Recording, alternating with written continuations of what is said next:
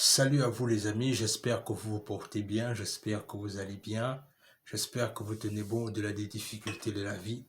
Moi c'est Warren et ici vous êtes sur Guerrier Mental et Diaspora Africaine.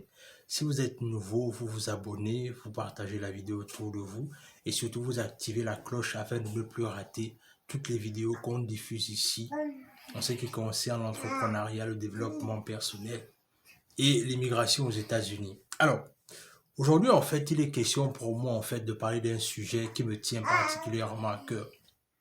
C'est-à-dire, c'est cette notion-là, en fait, là où je vois souvent beaucoup de nos frères, euh, je vais dire ça comment, c'est-à-dire, je vois souvent beaucoup de nos frères, la plupart du temps, se préoccuper plus de leur carrière que de chercher l'argent, en fait. Et c'est aujourd'hui, je vais un peu parler de ça, en fait. C'est-à-dire, dans cette vidéo, en fait, il est question d'évoquer le fait que, au final, à quoi ça sert de bâtir une carrière si on a des problèmes pour payer ses factures, en fait. Et je pense que souvent, la plupart du temps, c'est là où souvent on se bloque, en fait, nous, dans notre communauté. C'est que on poursuit la carrière que de poursuivre l'indépendance financière qui va faire en sorte que on puisse clairement prendre soin de nos familles, en fait. C'est-à-dire, ce qui se passe souvent avec nous, c'est que on est toujours en train de courir derrière, en fait, un statut dont la société nous demande d'avoir, au détriment du fait qu'on souffre, en fait. Et aujourd'hui, je suis venu te poser la question de savoir à quoi ça sert d'avoir une carrière si tu as des problèmes pour subvenir à tes propres besoins, en fait. Tu me diras peut-être que oui, ben la carrière c'est important. Oui, la carrière est importante pour un certain moment, mais le but c'est qu'il faut savoir ici, c'est que je ne te demande pas de ne pas suivre une carrière. Ce que moi je te conseille par exemple, et ce que je crois être vrai, c'est la raison pour laquelle je te parle de ça, c'est que moi je pense que quand on a fini de régler les problèmes d'argent, on peut déjà faire tout ce qu'on veut en fait.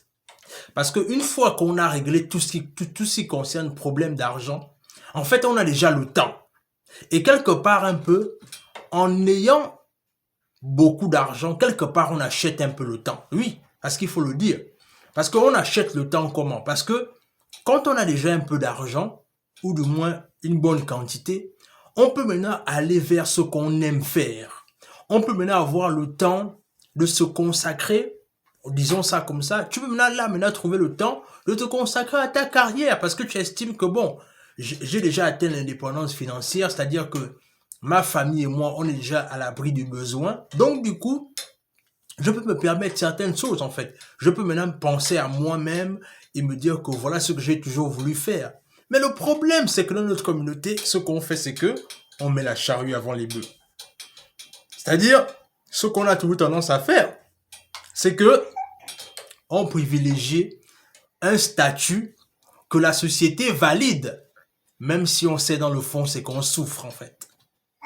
Même si dans le fond, on sait qu'on a du mal à joindre les deux bouts, mais comme la société nous demande de rentrer dans ça, on va tous aller dans ça. On va foncer dans ça. Et du coup, on perd le temps. Et le temps qu'on perd, c'est le temps là où on aurait pu amasser beaucoup de sous en fait.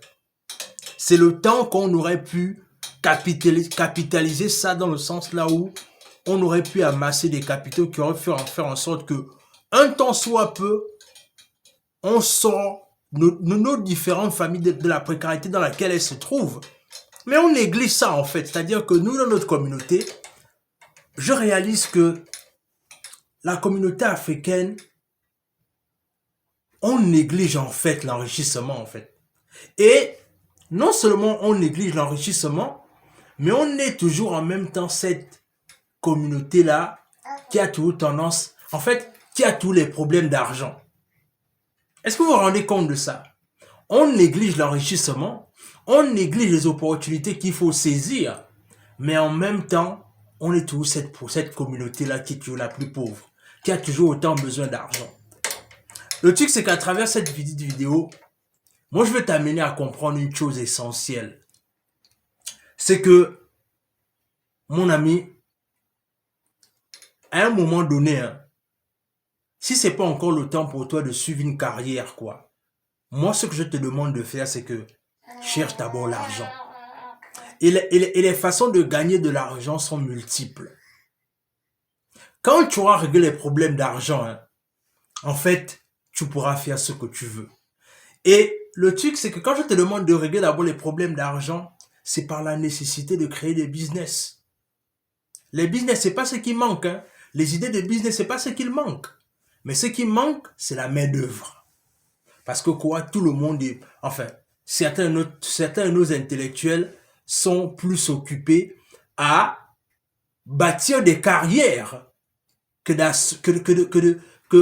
fait, de sortir nos populations dans la pauvreté dans laquelle elles se trouvent.